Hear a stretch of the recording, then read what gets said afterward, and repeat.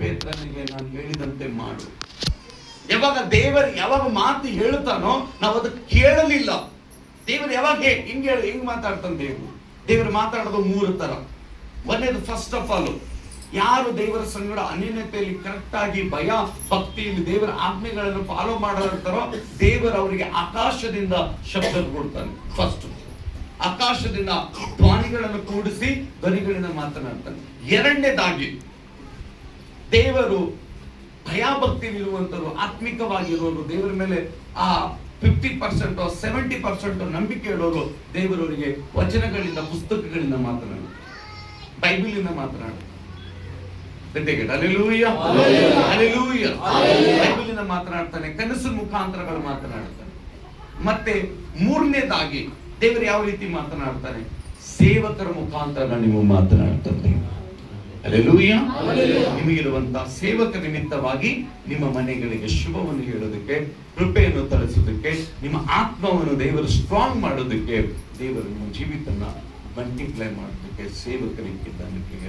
ಈ ದೇವರು ಆಗಿನ ಟೈಮಿನಲ್ಲಿ ಮೋಶೆ ಇಟ್ಟದನ್ನು ಅವರಿಗೆ ಹೊರ ಬರೋದಕ್ಕೆ, ನೋಹನಿ ಇಟ್ಟದನ್ನು ಆ ಜನರಿಗೆ ಬಚಾವ್ ಮಾಡೋದಕ್ಕೆ, ಆ ಪಶು ಪ್ರಾಣಿಗಳನ್ನು ಬಚಾವ್ ಮಾಡೋದಕ್ಕೆ. ಇವತ್ತು ನಾನು ಹೇಳಿದ ಸಂದೇಶದ ಅರ್ಥ, ಯಾವಾಗ ದೇವರ ಕಡೆಗೆ ಮನಪೂರ್ವಕವಾಗಿ ನಾವು ತಿರುಗಲು ಅವಾಗ ದಂಡನೆಗಳು ಒಲೆಯಾಗ್ತವೆ. ಯೋವೇಲ ವಚನದ ಕಡೆ ನೋಡೋದಾದರೆ ಸಿಕ್ಕಿದಾಗ ವಚನಗಳು ಯೋವೇಲ 2ನೇ ಅಧ್ಯಾಯ 12ನೇ ವಚನ. ಯೆಹೋವನು ಇಂತೆನ್ನುತ್ತಾನೆ, ಈಗಲಾದರೂ ನೀವು ಮನಪೂರ್ವಕವಾಗಿ ನನ್ನ ಕಡೆಗೆ ತಿರುಗಿಕೊಂಡು ಉಪವಾಸ ಮಾಡಿರಿ. ಸಾಕಷ್ಟೇ. ಹಲ್ಲೆಲೂಯಾ. ಈಗಲಾದರೂ ಮನಪೂರ್ವಕವಾಗಿ ನನ್ನ ಕಡೆಗೆ ತಿರುಗಲಿ. ಯಾವಾಗ ನಾವು ದೇವರ ಕಡೆ ಇಲ್ಲ, ಫಸ್ಟ್ ನಾವು ದೇವರ ಕಡೆ ಇದ್ದೀವಿ ಅಂದ್ರೆ ಹೆಂಗೆ? ನೀವು ದೇವರ ಕಡೆ ಇದ್ದೀರಾ? ನಿಮ್ಮ ಮನಸ್ಸಾಕ್ಷಿ ಹುಡುಕು. ನಾವು ದೇವರ ಕಡೆ ಇದ್ದರೆ ನಾವು ದೇವರ ಪರಿಪೂರ್ಣತೆಯಿಂದ ನಮ್ಗೆ ಕರೆಕ್ಟ್ ವಾಕ್ಯ ಗೊತ್ತಿದ್ಯಾ? ಬೈಬಲ್ ಓದ್ತಾ ಇದ್ದೀವ? ಚರ್ಚಿಗೆ ಹೋಗ್ತಾ ಇದೀವ? ಚರ್ಚಿಗೆ ಹೋಗ್ತಾ ಇದೀವ?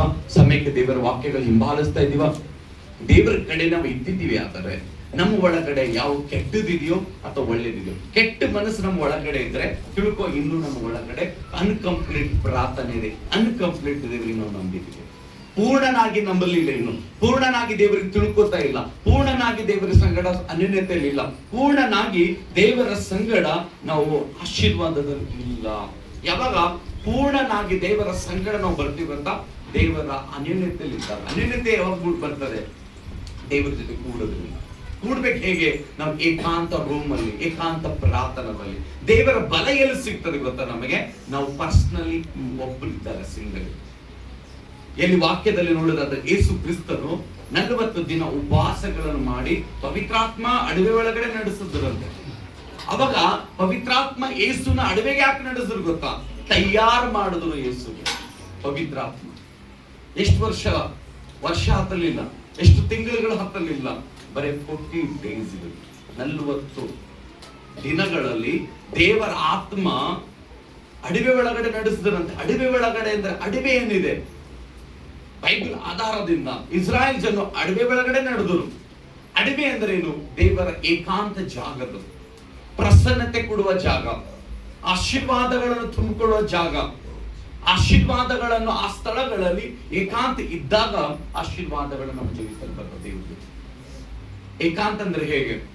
ನಾವು ಪರ್ಸನಲಿ ಬೈಬಲ್ ಓದೋದ್ರಿಂದ, ಪರ್ಸನಲಿ ಪ್ರಾರ್ಥನೆಗಳು ಮಾಡೋದ್ರಿಂದ, ನಾವು ಫೆಲೋಶಿಪ್ ಒಂದು ಕೂಡೋದು ಒಂದು ಟೈಮ್ ಇರ್ತದೆ, ನಾವು ಎಲ್ಲರೂ ಒಂದು ಜಾಗದಲ್ಲಿ ಕೂಡೋದು ಒಂದು ಟೈಮ್ ಇರ್ತದೆ, ನಾವು ಪರ್ಸನಲ್ ಆಗಿ ಕೂಡೋದು ಬೆಳೆಯೋದು ಒಂದು ಟೈಮ್ ಇರ್ತದೆ.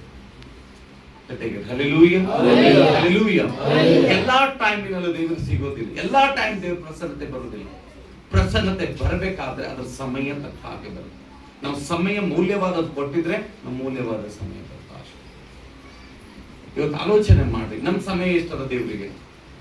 5 ನಿಮಿಷ ಕೊಟ್ಟಿದ್ವಿ, ಫಾಸ್ಟ್ 10 ನಿಮಿಷ ಪ್ರೇಯರ್ ಮಾಡಿದ್ವಿ, ವಾರಕ್ಕೆ ಒಂದೇ ಸಲ ಚರ್ಚಿಗೆ ಹೋಗ್ತೀವಿ, ವಾರಕ್ಕೆ ಒಂದೇ ಸಲ ನಾವು ಅಪರೂಪಕ್ಕಾಗಿ ಬಾ ಅಂತ ಹೇಳಿದಾಗ ಚರ್ಚ್ ಪಾಸ್ಟರು ಅವಾಗ ಅಷ್ಟೇನು ಹೋಗ್ತೀವಿ. ಮಿಕ್ಕಿದ ಟೈಮಲ್ಲಿ ನಾವು ಕೆಲಸ, ಬಿಸಿ ಟೈಮ್, ಆ ಟೈಮಲ್ಲಿ ಆಗ ನೀವು ಇದನ್ನೇ ಹೇಳ್ಕೊಂಡು ಓಡಾಡಿದ್ರೆ ದೇವರ ಆಶೀರ್ವಾದ ಹಿಂತಿರುಗುವುದಿಲ್ಲ. ಮನಪೂರ್ವಕವಾಗಿ ನನ್ನ ಕಡೆ ತಿರುಗಿರಿ. ಯಾವಾಗ ನಾವು ದೇವರ ಮೇಲೆ ತಿರುಗ್ತೀವೋ ನಮಗೆ 4 ತಲೆಮಾರುವರೆಗೂ ಆಶೀರ್ವಾದ ಅದ. 4 ತಲೆಗಳು, ತಾತ ಮುತ್ತಾತ ಮತ್ತೆ ಬರುವಂತದ್ದು, ಅವರು 4 ತಲೆಗಳನ್ನು ದಾಟಿ ನಮ್ಮ ಮೇಲೆ ಆಶೀರ್ವಾದ ಬರುತ್ತದೆ. ನಾವು ದೇವರ ಕಡೆ ತಿರುಗಲಿಲ್ಲ, ಶಾಪಗ್ರಸ್ತರಾಗಿರ್ತೀವಿ. ಶಾಪ ಅಂದ್ರೆ ಹೇಗೆ? ದೇವರಿಗೆ ಯಾರು ನಂಬಲ್ವೋ, ದೇವರಿಗೆ ಯಾರು ಬಿಲ್ ಮಾಡಲ್ವೋ ಅವ್ರನ್ನೆಲ್ಲರೂ ಶಾಪಗ್ರಸ್ತರ ಜಗತ್ತಿನ. ಹೆಂಗೆ ಅಂತೀರಿ ಪ್ರಾಸ್ಟರ್? ಶಾಪಗ್ರಸ್ತರ ವಾಕ್ಯ ಹೇಳುತ್ತದೆ, ವಿಮೋಚಕನ ಕಾಂಡ 20ನೇ ಅಧ್ಯಾಯ. Thank you God Jesus. ಅಲ್ಲಿಂದ ನಾವು ನೋಡೋದಾದರೆ thank you God Jesus. Thank you. ಬೇಗ ಬಿಡುವಾಗಿ ಶಾಪಗ್ರಸ್ತರಾಗಿರುವಂತಹ 3-4 ತಲೆಗಳವರೆಗೂ ಮಾಡುವನಾಗಿಯೂ ನನ್ನನ್ನು ಪ್ರೀತಿಸಿ ನನ್ನ ಆಜ್ಞೆಗಳನ್ನು ಕೈಕೊಳ್ಳುವವರೇ, ನನ್ನನ್ನು ಪ್ರೀತಿಸಿ ನನ್ನ ಆಜ್ಞೆಗಳನ್ನು ಕಾಯ್ಕೊಳ್ಳುವವರೇ 1000 ತಲೆಗಳವರೆಗೂ ದಯ ತೋರಿಸುವೆನು. ಹಲ್ಲೆಲೂಯಾ. ಯಾರು ದೇವರನ್ನ ಪ್ರೀತಿಸ್ತಾರೋ ಮತ್ತೆ ಆತನ ಆಜ್ಞೆ ಅಂದ್ರೆ ನಿಜ ವಚನಗಳು, ಆ ಆಜ್ಞೆಗಳನ್ನು ಕೇಳುತ್ತಾರೋ 1000 ತಲೆವರೆಗೂ. 1000 ಅಂದ್ರೆ ನೋಡಿ, ನಾನು ಹೇಳಿದೆ 50 ವರ್ಷ 60 ವರ್ಷ, ಹೆಚ್ಚಾದ್ರೆ 70 ವರ್ಷ, ಇದು 80 ವರ್ಷ. Hallelujah, hallelujah. ಅದರಲ್ಲಿ ಧಮಾರ್ ಎಲ್ಲರೂ. ಹಲ್ಲೆಲೂಯಾ. ಟಿಕೆಟು ಅವಾಗ ಬರ್ತಿತ್ತು, ಇವತ್ತು ಟಿಕೆಟ್ ತಗೊಳಕ್ ನೋಡ್ತಾರೆ ಎಲ್ಲರೂ.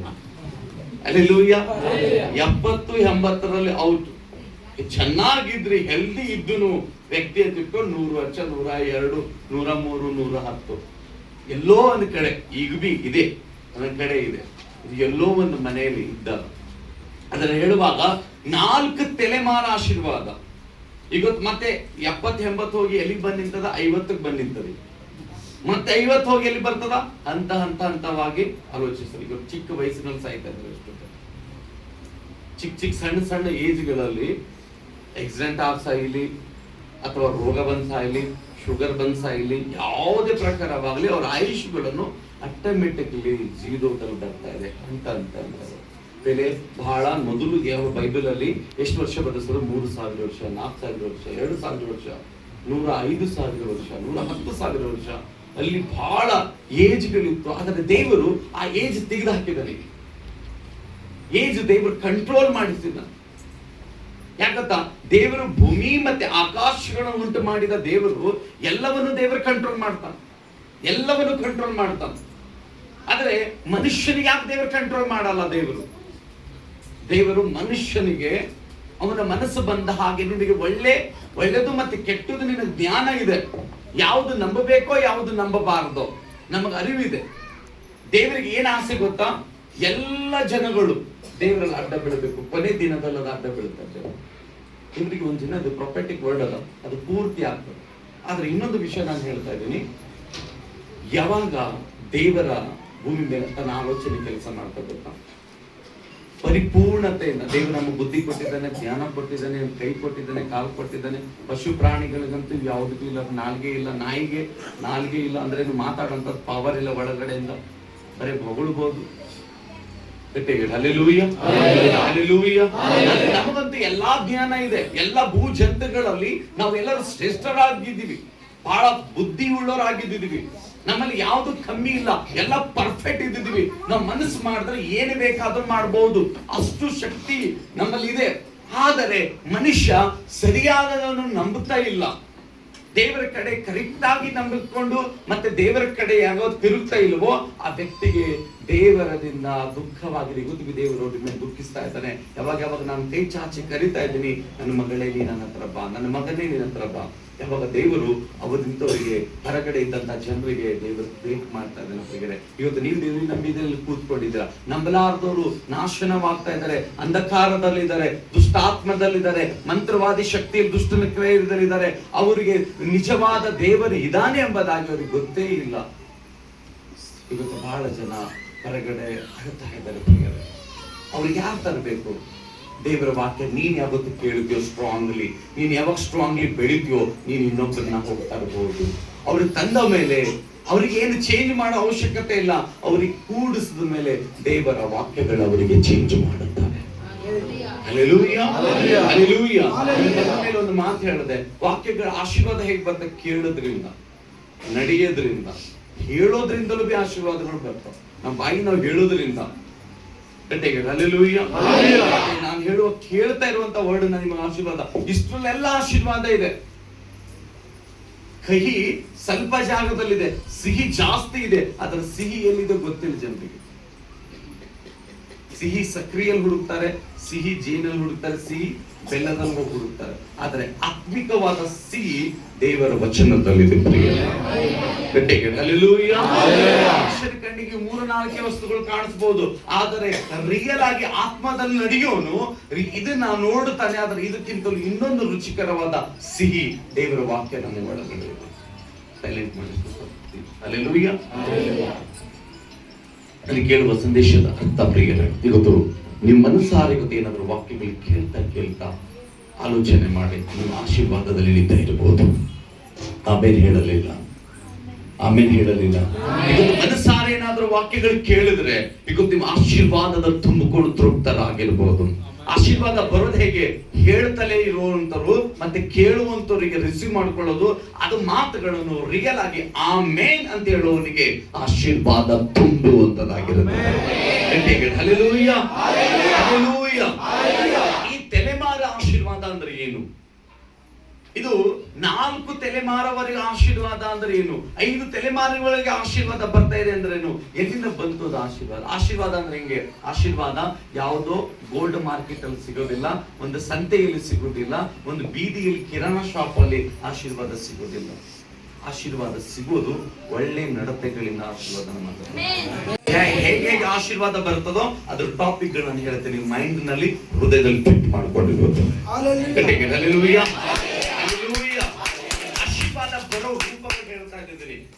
ಕೇಳಿ. ಆಶೀರ್ವಾದ ಕೇಳುವುದ್ರು ಯಾವಾಗ ನಾವು ಆಶೀರ್ವಾದದನ್ನ ನಾವು ನಡೀತೀವೋ ಅವಾಗ ಆಶೀರ್ವಾದ ನಮ್ಮ ಒಳಗೆ ಟ್ರಾನ್ಸ್ಫರ್ ಆಗ್ತದೆ.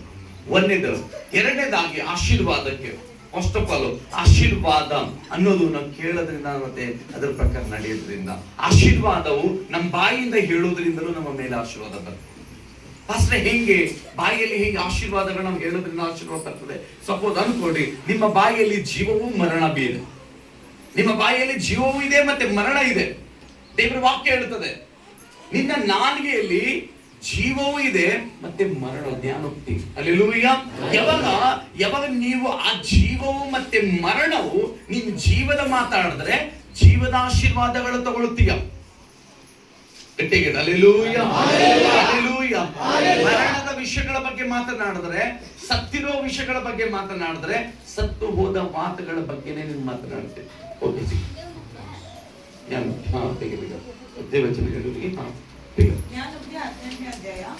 ಮಾಡ್ಕೊಳ್ಳಿ. ಕೇಳಿ ಎಲ್ಲರನ್ನ ಕೇಳಬೇಕು. ಇಲ್ಲಿ ಪ್ರತಿಯೊಬ್ಬರನ್ನ ನೀವು ಬ್ಲೆಸ್ಸಿಂಗ್ ಆಗ್ಬೇಕಾದ್ರೆ ಈ ವಚನಗಳನ್ನು ನೀವು ಹಿಂಬಾಲಿಸಲೇಬೇಕಾಗಿದೆ. ಓಕೆ. ಜೀವನ ಮತ್ತೆ ಮರಣಗಳು ನಾಲ್ಗೆಯ ವಶ. ವಚನದ ಪ್ರಿಯರು ಅದರ ಫಲವನ್ನು ಅನುಭವಿಸುತ್ತಾರೆ. ಸಾಕಷ್ಟೇ. ಹಲ್ಲೆಲೂಯಾ. ಕೇಳಿ. ಜೀವವು ಮತ್ತೆ ಮರಣವು ಎಲ್ಲಿದೆ? ನಮ್ಮ ನಾಲಿಗೆ. ಕೇಳಬೇಕು. ಹಲ್ಲೆಲೂಯಾ. ಜೀವವು ಮತ್ತೆ ಮರಣವು ಈ ನಾಲಿಗೆಯಿಂದ ನಾವು ಜೀವದ ಮಾತುಗಳು ಆಡಿದ್ರೆ, ಏಸು ನನ್ನನ್ನು ಮುಟ್ಟುತ್ತಾರೆ, ಏಸು ನನ್ನ ಒಳಗಿದ್ದಾರೆ, ಏಸು ನನ್ನ ಜೀವನ ಉದ್ಧಾರ ಮಾಡುತ್ತಾರೆ, ಏಸು ನನ್ನ ಉಪಯೋಗ ಮಾಡ್ತಾರೆ, ಏಸು ನನಗೆ ಸೇವೆ ಕರೆದಿದ್ದಾರೆ, ಏಸುವಿನ ಹತ್ರ ನಾನು ಬಂದಿದ್ದೇನೆ, ಆಶೀರ್ವಾದ ಉಳ್ಳವಳಾಗಿದ್ದೇನೆ, ಯೇಸುವಿನ ಹತ್ರ ಬಂದಿದ್ದೇನೆ, ಆಶೀರ್ವಾದ ಉಳ್ಳವನಾಗಿದ್ದೇನೆ. ಈ ಒಳ್ಳೆ ಜೀವನ ಮಾತುಗಳನ್ನ ಆಡಿದ್ರೆ ಇದು ನಿನ್ನನ್ನ ಆಶೀರ್ವಾದದ ಮೇಲೆ ಕರ್ಕೊಂಡು ಒಯ್ತದೆ.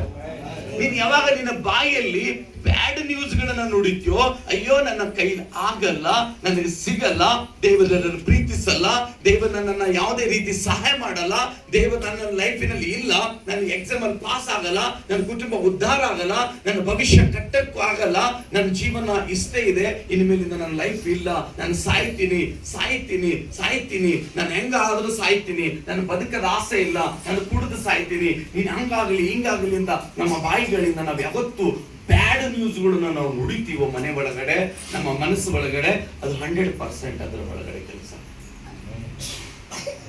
ಜೀವನ ನುಡಿದೀಯ, ಜೀವನ ಬಗ್ಗೆ ಮಾತನಾಡಿದೀಯ, ಗುಡ್ ನ್ಯೂಸ್ಗಳು ಮಾತನಾಡಿದೀಯ, ಇನ್ ಲೈಫ್ ಗುಡ್ ನ್ಯೂಸ್ ಅಲ್ಲಿ ಗ್ರೇಟ್ ನ್ಯೂಸ್ ಆಗ್ತದೆ. ಬ್ಯಾಡ್ ನ್ಯೂಸ್ ಏನಾದ್ರು ಏನಾದ್ರೂ ನುಡಿದಿದ್ರೆ ಆಗಲ್ಲ, ನಡೆಯಲ್ಲ, ಸಿಗಲ್ಲ, ನನ್ನ ದೇವರೆಲ್ಲ, ದೇವ್ರ ಹೆಲ್ಪ್ ಇಲ್ಲ, ನಾನು ಬೆಳೆಯಲ್ಲ, ನನ್ನ ದೇವರಲ್ಲಿ ತಿಳಿಯಲ್ಲ, ದೇವ್ರ ವಾಕ್ಯ ಓದಕ್ಕಾಗಲ್ಲ, ನಾನು ಪ್ರಾರ್ಥನೆ ಮಾಡಕ್ ಬರಲ್ಲ, ನಾನು ವರ್ಷಿಪ್ ಮಾಡಕ್ ಬರಲ್ಲ, ನಾನು ಚರ್ಚಿಗೆ ಹೋಗಕ್ ಆಗಲ್ಲ, ಯಾವಾಗ ನಾ ಆಗಲ್ಲ, ಮಾಡಲ್ಲ, ನಡೆಯಲ್ಲ, ನಾವ್ ಯಾವತ್ತು ಈ ಬಾಯಿಂದ ನಾವು ಹಾಗೆ ಹೇಳ್ತೀವೋ ಇದೇ ಮಾತನ್ನ ಸೈತಾನನು ಬೇಗವಾಗಿ ಹಿಡಿತಾನೆ. ಯಾಕೆ ಗೊತ್ತಾ? ಸೈತಾನಿಗೆ ಬಹಳ ಇಷ್ಟ ನೀನ್ ದಲಿದ್ರನ್ನು ನುಡಿಬೇಕನ್ನೋದು. ಸೈತಾನಿಗೆ ಬಹಳ ಇಷ್ಟ ನೀನ್ ಅಳ್ತಾ ಇರ್ಬೇಕನ್ನೋದು. ಸೈತಾನಿಗೆ ಬಹಳ ಇಷ್ಟ ನೀನ್ ದುಃಖದಲ್ಲಿ ಇರ್ಬೇಕನ್ನೋದು. ಸೈತಾನಿಗೆ ಬಹಳ ಇಷ್ಟ ನೀನ್ ದೇವರ ತೃಪ್ತ ಆಗಿರಬಾರ್ದು, ದೇವ್ರ ಕಡೆ ತಿರುಗಬಾರ್ದು, ದೇವ್ರ ವಿಷಯಗಳು ಗೊತ್ತಾಗಬಾರ್ದು. ನಿನ್ನ ಮನಸ್ಸು ಬಂದ್ರೆ ಈ ಮೊಬೈಲ್ ಒಂದ್ಸಲ ಕೈಯಲ್ಲಿ ಹಿಡಿದ್ರೆ ಮನಸ್ಸು ಪೂರ್ತಿ 1 ಅವರ್ ಆಗ್ಲಿ 2 ಅವರ್ಸ್ ಆಗ್ಲಿ ಅದು ನಮ್ ಬಿಡಕ್ ಮನಸ್ಸೇ ಬರಲ್ಲ. ಟಿವಿಲಿ ಯಾವ ಧಾರಣೆ ನೋಡಿದ್ರೆ 2 ತಾಸು 3 ತಾಸು ಅದನ್ನ ನೋಡೋದ್ರವರೆಗೂ ತೃಪ್ತಿನೇ ಆಗೋದಿಲ್ಲ. ಇವತ್ತು ನಮ್ಮ ಕೈಯಲ್ಲಿ ಸಡನ್ ಅಂತ ಬೈಬಲ್ ಕೈಯಲ್ಲಿ ಹೇಳಿದ್ರೆ ನಮ್ಮ ಮನಸ್ಸು ಆಟೋಮೆಟಿಕ್ಲಿ 4-5 ವಚನಗಳು ಓದಿ ಆಮೇನ್ ಅಂತ ಹೇಳ್ತೀವಿ. ಮೊಳಕಾಲು ಹಾಕಿ ಪ್ರಾರ್ಥನೆ ಮಾಡಕ್ ಮನಸ್ಸಿಲ್ಲ. ಯಾಕೆ ಗೊತ್ತಾ? ಮನಪೂರ್ವಕವಾಗಿ ದೇವರ ಕಡೆ ನಾವು ತಿರುಗ್ತಾ ಇಲ್ಲ. ನಮ್ಮ ಮನಸ್ಸು ಎಲ್ಲಿದೆ? ದೇವರ ಕಡೆ ಇದೆಯಾ? ಲೋಕದ ಕಡೆ ಇದೆಯಾ? ಲೋಕದ ಕಡೆ ಇದ್ದರೆ ಈ ಮನಸ್ಸು ಲೋಕದ ಕಡೆನೇ ನೋಡುತ್ತೆ. ದೇವರ ಕಡೆ ಏನಾದ್ರೂ ಇಕ್ಕಿದ್ವಿ ಇದು ಮನಸ್ಸು ದೇವರ ಕಡೆ ದೃಷ್ಟಿಸ್ತದೆ. ಹಾಗಂತ ಬಹಳ ಜನರಿಗೆ ನಮ್ಮ ಬಾಯಿಯಲ್ಲಿ ಜೀವವೂ ಇದೆ, ಮರಣವೂ ಇದೆ.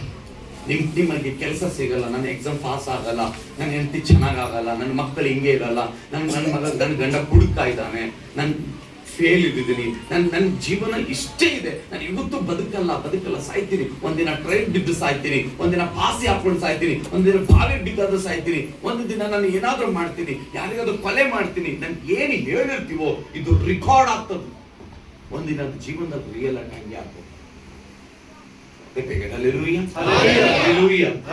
ಬಾಯಲ್ಲಿ ಜೀವವು ಮರಣ ಇದೆ ವಿಷಯ. ವಚನ ಪ್ರಿಯರು, ವಚನದ ಪ್ರೀತಿಸುವವರು ಜೀವದ ಬಗ್ಗೆ ಮಾತನಾಡ್ತಾರೆ, ಮರಣದ ಬಗ್ಗೆ ಮಾತನಾಡಲ್ಲ. ನಾಲಿಗೆ ದೇವರ ಪ್ರಸನ್ನತೆ ಉಳ್ಳುವಂತದ್ದು. ದೇವರು ನಮ್ಮ ನಾಲಿಗೆ ಒಳಗಡೆ ಬಲ ಕೊಟ್ಟಿರ್ತಾನೆ ಪ್ರತಿಯೊಬ್ಬರದ್ದು ನಾಲಿಗೆಯಲ್ಲಿ. ಹೀಗಲ್ಲ ಬರೇ ಒಬ್ಬ ಸೇವಕರ ಮೇಲೆ ಇದೆ ಅಂತಲ್ಲ, ಆದ್ರೆ ಯಾರು ಇದಕ್ಕೆ ಉಪಯೋಗ ಮಾಡಿಕೊಳ್ಬೇಕಂತಿದ್ದಾರೋ ಅದನ್ನ ಉಪಯೋಗಿಸ್ಕೊಳ್ತಾರೆ. ಯಾರು ಮಾಡಕ್ಕಾಗಲ್ಲ, ನಡೆಯಲ್ಲ, ನನ್ನ ಕೈಲಿ ಸಿಗಲ್ಲ, ದೇವರು ನನ್ನ ಜೊತೆ ಇಲ್ಲ, ನಾನು ಅದ್ಭುತ ನನ್ನ ಕೈಯಲ್ಲಿ ನಡೆಯಲ್ಲ, ನನ್ನ ದೇವರು ನನ್ನನ್ನು ಮುಟ್ಟಲ್ಲ, ನನ್ನ ಕನಸಿನಲ್ಲಿ ದೇವರು ಬೈಬಲ್ ಓದಲ್ಲ, ಮಾಡಲ್ಲ, ನಾನು ಬಾಳಲ್ಲ ಅಂತ ಹೇಳಿದ್ರೆ ನಿಜಕ್ಕೂ ರಿಯಾಲಿಟಿ ಎಷ್ಟೋ ಜನರು ಅವ್ರ ಬಾಯಿಗಳ ಶಬ್ದನೇ ಅವ್ರಿಗೆ ತಳ ಹಾಕಿದೆ. ಅವ್ರ ಕಾನ್ಫಿಡೆನ್ಸ್ ದೇವ್ರು ರೆಡಿ ಮಾಡಿದ್ರು, ಅವ್ರ ಬ್ಲೆಸ್ಸಿಂಗ್ ದೇವ್ರು ರೆಡಿ ಇದ್ರು, ಅವ್ರ ಬಾಯಲ್ಲಿ ನುಡಿದಿರುವಂತ ದಲಿದ್ರತನಗಳೇ ಜಾಸ್ತಿ ಜಮಾ ಆಗಿ ಆಶೀರ್ವಾದಗಳು ಖತಮ. ಒಬ್ಬ ವ್ಯಕ್ತಿ ಜಗತ್ತಿನಲ್ಲಿ ನಾವು ಕೆಟ್ಟದ್ದು ನುಡಿತಾ ಇದ್ದೀವೋ ಡೈಲಿ, ಅಥವಾ ಶುಭ ನುಡಿತೀವೋ? ನಮ್ಗೆ ಶುಭ ಹೇಳೋರು ಯಾರಿ ಪಾಸ್ಟರ್ ಹೇಳ್ರಿ? ನಮ್ಮ ಪಾಸ್ಟರ್ ಒಬ್ಬರು ಇದ್ದಾರೆ. ನಮ್ ಒಳ್ಳೇದಾಗತ್ತೆ ಯಾರು ಹೇಳ್ತಾರೆ ಹೇಳ್ರಿ? ಕೆಲ ಸಮಯದಲ್ಲಿ ನಿಮ್ಮ ಮಕ್ಕಳಿಗೋಸ್ಕರ ನೀವು ಸಿಟ್ಟಲ್ಲಿ ಏನಾದ್ರೂ ಮಾತಂದ್ರೆ ನೀನು ಸಾಯ್ತೀಯ, ಹೋಗು, ಬದುಕಲ್ಲ, ಸಿಟ್ಟು ಬಂದು ಏನಾದ್ರೂ ನಿಮ್ಮ ಮಕ್ಕಳ ಮೇಲೆ ಗೋಳಾಡಿದ್ರೆ, ಏನಾದ್ರೂ ಅಂದಿದ್ರೆ ಅದು ರಿಯಲ್ ಆಗಿ ಒಂದು ದಿನ ಸಮಯ ಬರ್ತದೆ. ಹಂಗೆ ಆಗ್ತದೆ. ನಿಮ್ಮ ನಾಲಿಗೆಯಲ್ಲಿ ಜೀವವು ಎರಡೂ ಇದೆ. ಆದ್ರೆ ಇದನ್ನ ಏನು ಮಾತಾಡಬೇಕು ಅದು ಹುಷಾರಾಗಿ. ಕೆಟ್ಟದ್ದು ನುಡಿದಿದ್ಯಾ, ಕೆಟ್ಟದ್ದು ಬೀಜ ಹಚ್ಚಿದ್ಯಾ, ಒಳ್ಳೆ ಫಲ ಕೇಳ್ತಿದ್ಯಾ? No, don't worry. ಹೊರಗಡೆ ಅರ್ಥ ಎಲ್ಲರಿಗೂ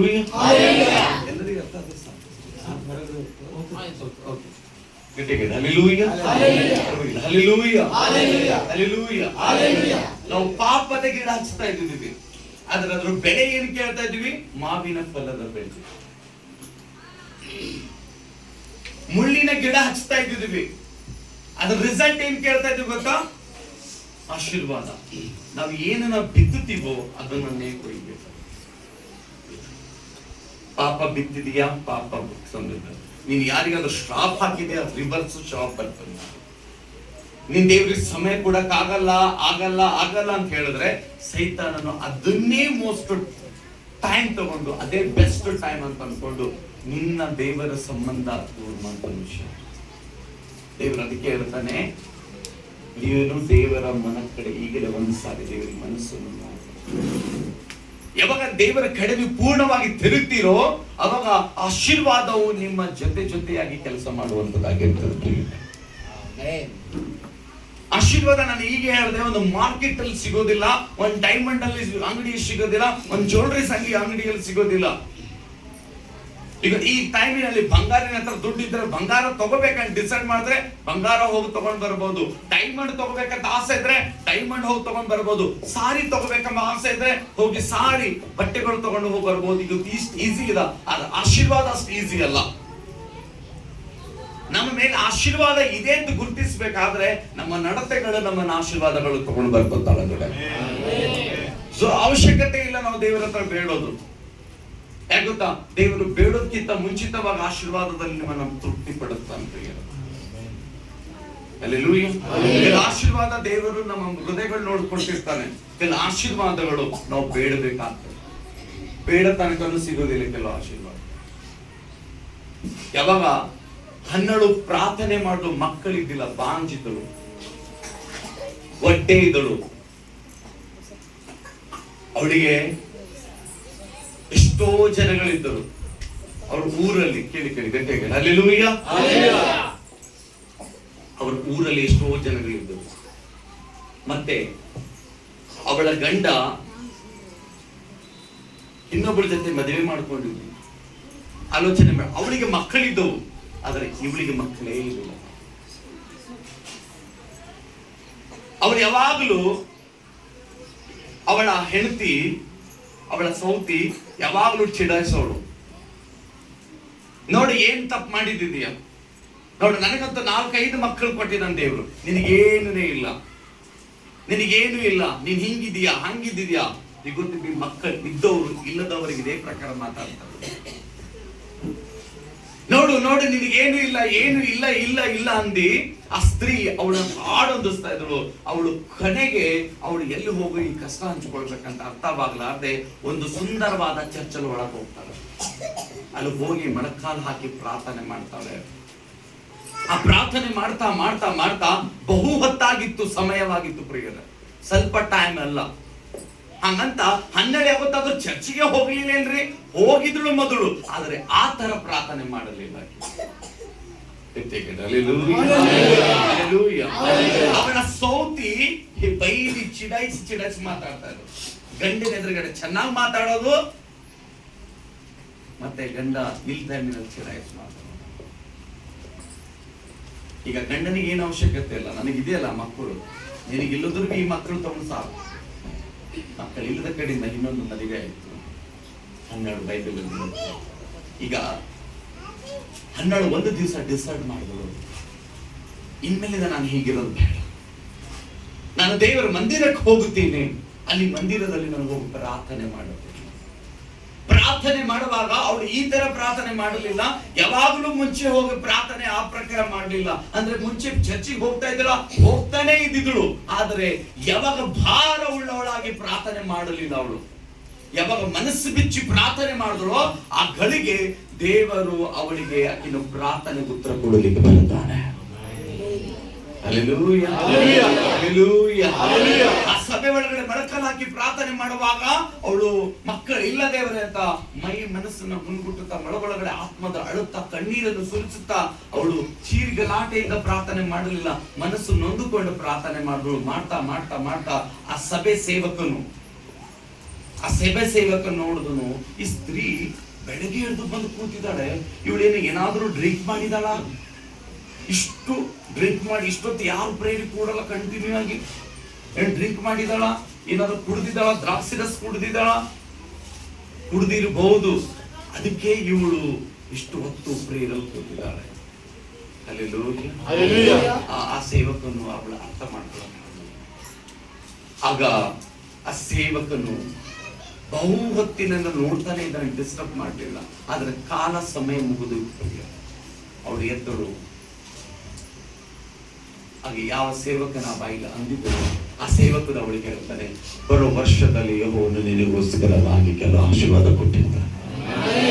ಹಲ್ಲೆಲೂಯಾ. ಮೊಣಕಾಲು ಹಾಕಿ ಮಾಡಿದ ಕೊನೆ ಪ್ರಾರ್ಥನೆ ಅವಳು ದೇವರ ಸಂಗಡ ಯಾವಾಗೂ ಮಾಡ್ತಾ ಇದ್ರು, ಆದ್ರೆ ಅವತ್ತು ಸ್ಟ್ರಾಂಗ್ಲಿ ಪ್ರಾರ್ಥನೆ ಮಾಡುವ ಆಶೀರ್ವಾದ. ಕೆಲವು ಸಮಯದಲ್ಲಿ ನಾನು ಹೇಳುವ ಉದ್ದೇಶ ಏನದ, ಕೆಲವು ಆಶೀರ್ವಾದ ನಾವು ಬೇಡದ್ರಿಂದ ಸಿಗ್ತದೆ. ಬೇಡೋದು ಎಲ್ಲಿ ತನಕ ನಾವು ಬೇಡಲ್ವೋ ಅಲ್ಲಿ ತನಕ ದೇವ್ರ ಪ್ರಸನ್ನತೆ ನಾವು ಮುಟ್ಟಲ್ಲ. ದೇವರ ಕಡೆ ಎಲ್ಲಿ ತನಕ ನಾವು ತಿರುಗಲ್ವೋ ದೇವರು ನಮ್ಮ ಕಷ್ಟಗಳು ಪರಿಹಾರ ಮಾಡಲ್ಲ. ಎಲ್ಲಿ ತನಕ ದೇವರಿಗೆ ನಾವು ಬೇಕಾಗಲ್ವೋ, ನಮ್ಗೆ ಇದು ಬೇಕು ಬೇಕು ಬೇಕು ಸ್ವಾಮಿ ಅಂತ ನಾವು ದೇವರಿಗೆ ಕಾಡಿಸಲ್ವೋ ಅಲ್ಲಿ ತನಕ ದೇವ್ರ ಪ್ರಸನ್ನತೆ ನಮ್ಮ ಜೀವಿತದಲ್ಲಿ ಕೆಲಸ ಮಾಡುತ್ತಾರೆ. ನಾವು ದೇವರಿಗೆ ಅಷ್ಟು ಒಪ್ಪಂದವಾಗಿಲ್ಲ, ದೇವರು ಅಷ್ಟು ಡಿಸರ್ಟ್ಫುಲ್ ಇಲ್ಲ. ನಾವೊಂದು 5 ನಿಮಿಷ ಬೇಡ್ತೀವಿ, ದೇವ್ರಿಗೆ ಕೇಳಲ್ಲ. 10 ನಿಮಿಷ ಬೇಡ್ತೀವಿ, ದೇವ್ರಿಗೆ ಕೇಳಲ್ಲ. ದೇವರಿಗೆ ನಾವು ಹೇಗೆ ಬೇಡ್ತಾ ಇದ್ದೀವಿ ಅನ್ನೋದು ಬಹಳ ಇಂಪಾರ್ಟೆಂಟ್ ಅಲ್ಲ. ದೇವರಿಗೆ ನಾವು ಯಾವ ರೀತಿ ಬೇಡ್ತಾ ಇದ್ದೀವಿ ಅದನ್ನು ಬಹಳ ಇಂಪಾರ್ಟೆಂಟ್ ಅಲ್ಲ. ದೇವರಿಗೆ ನಾವು ಸ್ವಲ್ಪವಾಗಿ ಬೇಡ್ತಾ ಇದೀವ, ಸ್ವಲ್ಪವಾಗಿ ತಗೋ. ಜಾಸ್ತಿ ಟೈಮ್ ದೇವರಿಗೆ ಕೊಟ್ಟು ತಗೋತೇರಿಯಾ, ಜಾಸ್ತಿ ಟೈಮ್ ತಗೋ ಆಶೀರ್ವಾದ.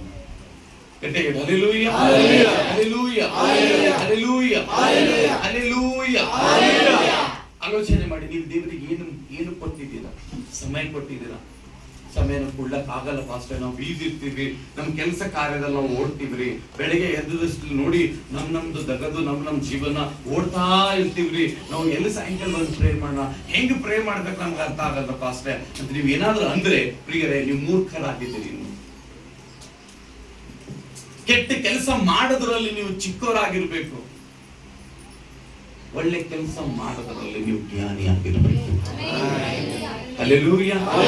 ತಲೆಯಲ್ಲಿ ಕೆಟ್ಟ ಕೆಲಸಕ್ಕೆ ದೊಡ್ಡ ಜ್ಞಾನಿ ಆಗಿದ್ರೆ ಒಳ್ಳೆ ಕೆಲಸಕ್ಕೆ ಸಮಯ ಇಲ್ಲ. ನಿಮ್ಮ ಆತ್ಮ ಬಹಳ ಅಳುತ್ತಾ ಇದೆ. ನಿಮಗೋಸ್ಕರ ರಚನೆ ಮಾಡಿದ ದೇವರು ಮನುಷ್ಯನಿಗೆ ಸುಮ್ಮನೆ ಹುಟ್ಟಿಸಿ ಬಿಡಲಿಲ್ಲ. ದೇವರು ಪ್ರತಿ ಒಂದೊಂದು ದೇವರ ನಿಯಮದಿಂದ ನಡಿಬೇಕೆಂಬುದಾಗಿ ದೇವರ ನಿಯಮ ಇದೆ, ರೂಲ್ಸ್ ಇದೆ. ಇವತ್ತು ನಾವು ದೇವರಿಗೆ ಸಮಯ ಕೊಡಲಿಲ್ಲ, ದೇವರಿಗೆ ನಂಬಲಿಲ್ಲ, ದೇವರ ಆರಾಧನೆಗೆ ರೈಟ್ ಇಲ್ಲ, ದೇವರ ವಾಕ್ಯಗಳಿಗೆ ನಾವು ರೈಟ್ ಇಲ್ಲ, ದೇವರ ವಿಷಯದ ಭಯ ಭಕ್ತಿ ನಾವು ಕರೆಕ್ಟ್ ಇಲ್ಲ. ತಿಳ್ಕೋ, ಆಶೀರ್ವಾದ ನಮ್ಮ ಜೀವಿತದಲ್ಲಿ ಕರೆಕ್ಟ್ ಆಗ್ತದೆ.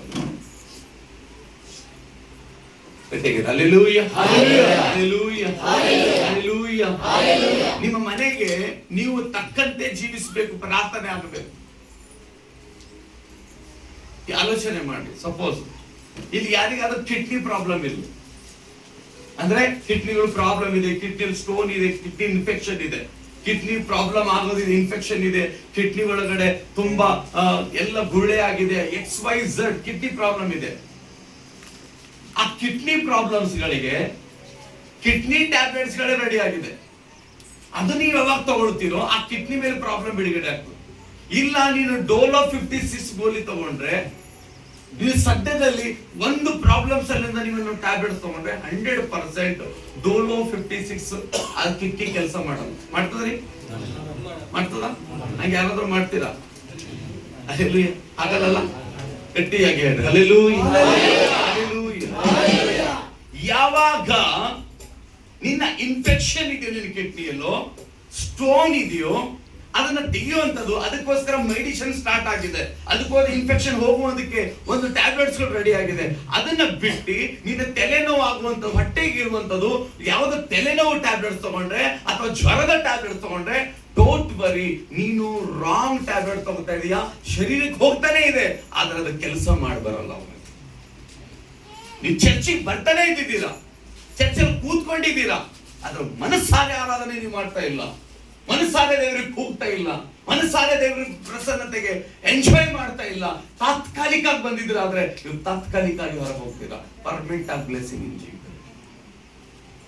ಯಾವಾಗ ನಾವು ದೇವರಿಗೆ ಎಷ್ಟು ಟೆಂಪರರಿ ಲೈಫ್ ಕೊಡ್ತೀವೋ, ಟೆಂಪರರಿ ಲೈಫ್ ನಮ್ಮ ಜೀವಿತದಲ್ಲಿ ಪರ್ಮನೆಂಟ್ ಆಗುತ್ತೆ. ರಿಯಲ್ ಲೈಫ್ ದೇವರಿಗೆ ಕೊಟ್ಟಿದ್ರೆ ರಿಯಲ್ ಆಗಿ ದೇವರು ನಮ್ಮ ಜೀವಿತದಲ್ಲಿ ಕೆಲಸ ಮಾಡ್ತಾನೆ. ದೇವರು ಆಕ್ಟ್ ಮಾಡಲ್ಲ, ಮನುಷ್ಯ ಆಕ್ಟ್ ಮಾಡ್ತಾನೆ. ಮನುಷ್ಯನಿಗೆ ಆಕ್ಟ್ ಮಾಡಕ್ ಬರುತ್ತದೆ, ದೇವರಿಗೆ ಆಕ್ಟ್ ಮಾಡಬಲ್ಲ. ದೇವರು ರಿಯಲ್ ಇದ್ದಾನೆ. ಮತ್ತೆ ಆತನಿಗೆ ನಂಬುವವರು, ಆತ್ಮ ಸ್ವರೂಪದಲ್ಲಿ ಆತ್ಮದಲ್ಲಿ ನಡೆಯೋನು, ರೈಟ್ ಆಗಿ ರಿಯಲ್ ಆಗಿದ್ದೀನೋ ಅವನು ಮಾತ್ರ ದೇವರ ಎದುರುಗಡೆ ಚಿಗಿತಾನೆ, ಮತ್ತೆ ಫೈಲಿಸ್ತಾನೆ. ಅವನು ಕಮ್ಜೋರ್ ಇದ್ದೀನವ್ರಿಗೆ ಅಂದ್ರೇನು, ಯಾವುದು ಡೂಪ್ಲಿಕೇಟ್ ಆಕ್ಟ್ ಮಾಡೋರು ಯಾವತ್ತೂ ಬೆಳೆಯಲ್ಲ. ಪ್ರಿಯ, ನೀನಾಗಿರು, ನಾನಾಗಿರು. ನಟಿಸ್ಲಿಕ್ಕೆ ದೇವರಿಗೆ ಬರಲ್ಲ, ಸೈತಾನಿಗೆ ಬರ್ತೀವಿ. ನಟನೆ ಮಾಡೋದು ಇಬ್ಬರೇ ಜಗತ್ತಿನಲ್ಲಿ, ಒಂದು ಸೈತಾನ, ಒಂದು ಜನರು. ಆಕ್ಟಿಂಗ್ ಅಗ್ರೆಸರ್ ನಾವು ಮಾಡಿದ್ರೆ ಖುಷಿ ಆಗ್ಬೋದು, ಎಲ್ಲರನ್ನ ಸುಳ್ಳು ಆಡಿದ್ರೆ ಇನ್ನೊಬ್ರು ಖುಷಿ ಆಗ್ಬೋದು, ಆದರೆ ದೇವರಿಗೆ ತೃಪ್ತ ಇಲ್ಲ ಈ ವಿಷಯದ ಬಗ್ಗೆ. ನಾನು ಅಂದು ಹೇಳಿದೆ, ನಿನಗೆ ಕಿಡ್ನಿ ಪ್ರಾಬ್ಲಮ್ ಇರೋದ್ರಿಂದ ತಲೆನೋವು ಟ್ಯಾಬ್ಲೆಟ್ ಏನಾದ್ರು ತಗೊಂಡ್ರೆ ಅದು 100% ನಿನ್ಗೆ ಅನಿಸ್ತಾ ಇದೆ ಒಳ ಹೋಗ್ತಾ ಇದೆ, ಇಲ್ಲ ಟ್ಯಾಬ್ಲೆಟ್ ಕೆಲಸ ಮಾಡ್ತಾ ಇದೆ, ಅಲ್ಲ ಇದು ಕೆಲಸ ನೋವು ಮಾಡಲ್ಲ. ಅದು ಯಾವ ವಿಷಯ ಯಾವ್ದಕ್ಕಾಗಿ ರೆಡಿ ಆಗಿದೆಯಲ್ಲ ಟ್ಯಾಬ್ಲೆಟ್ ಅದು ಕೆಲಸ ಮಾಡ್ಕೊಂಡು ಬರ್ತದೆ. ಆದ್ರೆ ನೀನು ಹಾಗೆ ಪ್ರಿಯರೇ, ಚರ್ಚಿಗೆ ಬರ್ತಾ ಇದ್ದೀರಾ, ಬಂದು ಕೂತ್ಕೊಂಡು ಹೋಗೋದೇ ಅಷ್ಟೇ ಅಲ್ಲ, ನಮ್ಮ ಕರ್ತವ್ಯ ಇದೆ ದೇವರಿಗೆ ನಾವು ಬಿಳಿವಾಗಿ ನಂಬೋದು. ಇಲ್ಲಿ ನಾವು ವಾಕ್ಯಗಳನ್ನು ತಗೊಂಡು ನಾವು ಭರ್ಪೂರಿಯಾಗಿ ಮನೇಲಿ ಕೂತ್ಕೊಂಡು ಅದ್ರ ಬಗ್ಗೆ ನಾವು ಪ್ರಾರ್ಥನೆ ಮಾಡಿ ನಮ್ಮ ಬಾಯಿಗಳಿಂದ ಘೋಷಣೆ ಮಾಡೋದನ್ನ ನಮ್ಮ ರಿಯಲ್ ಲೈಫ್ ದೇವರು ನೋಡ್ಬೇಕು. ರಿಯಲ್ ಇದೆ, ಆಕ್ಟ್ ಅಲ್ಲ. ಆಕ್ಟ್ ಮನುಷ್ಯ ಮಾಡಬಹುದು, ಸೈತಾನ್ ಮಾಡಬಹುದು, ದೇವರಿಗೆ ಗೊತ್ತು ಮಾಡಲ್ಲ. ಕೆಲವರು ಹೇಳ್ತಾರೆ ಏನಾದ್ರೂ ನಮ್ತ ಸ್ವಲ್ಪ ದೇವರ ಹಾಳಾಯ್ತು, ಆ ಮನೆ ಚೆನ್ನಾಗಿರ್ಲಿಲ್ಲ, ಆ ಮನೆ ಕುಡುತನ ಶುರು ಆಯ್ತು, ಅಥವಾ ಸ್ವಲ್ಪ ನಮ್ತ ಆ ಮನೆಗೆ ಯಾರಾದ್ರೂ ಪ್ರಾಬ್ಲಮ್ ಆಗ್ಲಿ, ಹೆಂಡತಿಗೋ ಮಕ್ಕಳಿಗೆ ಪ್ರಾಬ್ಲಮ್, ಏನ್ ದೇವ್ರೆ ನಮ್ಗೆ ಯಾಕೆ ಹಿಂಗ್ ಕಷ್ಟ ಇಕ್ಕಿದ್ಯಾ, ಯಾಕೆ ಈ ಕಷ್ಟ ಕೊಟ್ಟಿದ್ಯಾ, ಡೆಲಿವರಿ ಏನಾದ್ರು ಆಯ್ತು, ಡೆಲಿವರಿ ಮಗು ಸತ್ತೋಯ್ತು, ದೇವ್ರೆ ನೀನೇ ಕೊಟ್ಟಿದ್ದೆ, ನೀನೇ ಕಸ್ಕೊಂಡಿದ್ಯಾ, ನಿನಗೆ ಯಾಕೆ ಬೇಕಾಗಿತ್ತು ದೇವ್ರೆ, ನೀನ್ ಯಾಕೆ ಸಹಿಸಿದೆ ನನ್ನ ಮಗನ್ನ, ಏನೋ ಆಕ್ಸಿಡೆಂಟ್ ಕುಡ್ದಿ ಅಣ್ಣ ತಮ್ಮರು ಎಲ್ಲೋ ಹೋಗುವಂತ 2 ವೀಲರ್ ಅಲ್ಲಿ ಫಾಸ್ಟ್ ಆಗಿ ಆಕ್ಸಿಡೆಂಟ್, ಫುಲ್ ಡ್ರಿಂಕ್ ಮಾಡಿ, ಗಾಂಜಾ ನಶೆನೋ ಮಾಡಿ, ಯಾವ್ದೋ ಟ್ಯಾಬ್ಲೆಟ್ಸ್ ಗಳು ಹಾಕೊಂಡು ನಶೆದಲ್ಲಿ ಸ್ಪೀಡ್ ಆಗಿ ಹೋಗಿ ಎಲ್ಲೋ ಲಾರಿ ಗುದ್ದಿ ಅವ್ರ ಆಕ್ಸಿಡೆಂಟ್ ಆದ್ರೆ ನಾವು ಯಾರಿಗೆ ಕಂಪ್ಲೇಂಟ್ ಮಾಡ್ತೀವಿ? ಕುಡಿದು ಬಾರಿನವನಿಗೆ ಕಂಪ್ಲೇಂಟ್ ಮಾಡಕ್ ಆಗಲ್ಲ.